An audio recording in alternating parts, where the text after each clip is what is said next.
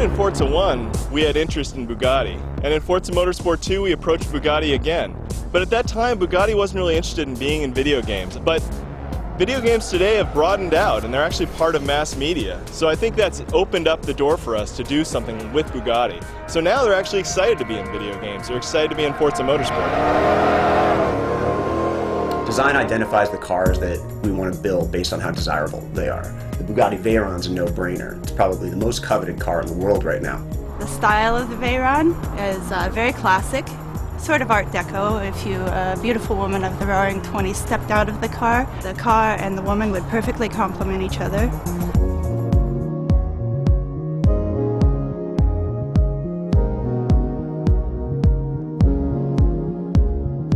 The Bugatti Veyron, it's a technological masterpiece, not so much in that it made 1,000 horsepower, because that's really not that difficult to do with an 8-liter engine, but more in the sense that it's drivable as a 1,000 horsepower car. An automatic gearbox that can take a 4,400-pound car and 987 horsepower and put it to the ground with all-wheel drive and not blow up, and it's got to do that for 120,000 miles.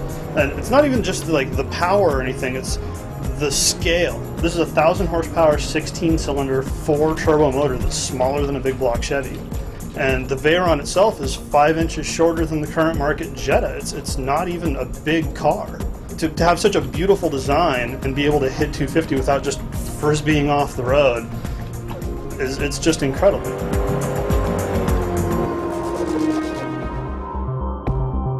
Once we've identified the car that we want, we've located it, we send a team of subject matter experts out there to either photograph the car or scan it digitally.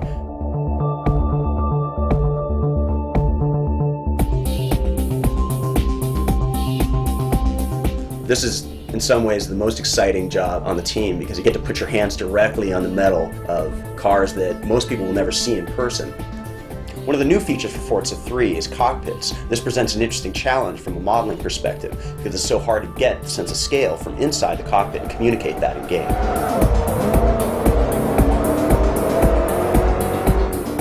Laser scanning is an important part of that. It means we get the scale perfectly for the steering wheel, the gauges, even things that you're never going to notice in the game, like the door locks, the buttons on the radio. We have another special pass that we have to do just to make sure that all the gauges are working correctly. We have to calibrate each one to make sure that the car revs up to the top RPM that it should, that its top speed is the real one on the car.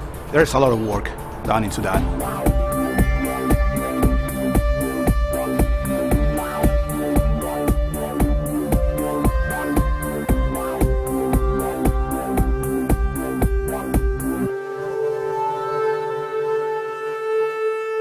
The result is a super high definition mesh. For Forza 3, we've completely revamped the graphics engine. We're pushing 10 times as many polygons as we have on any previous version. It manifests itself by what you see in the game. The beautiful lines of curvature, the detail, and the lights and lenses.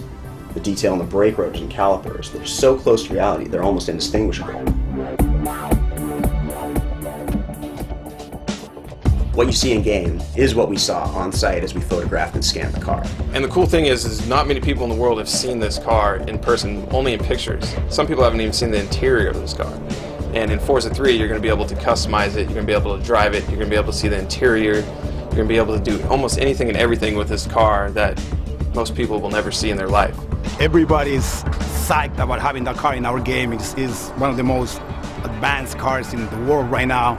It's something out of this world pretty much. It's amazing.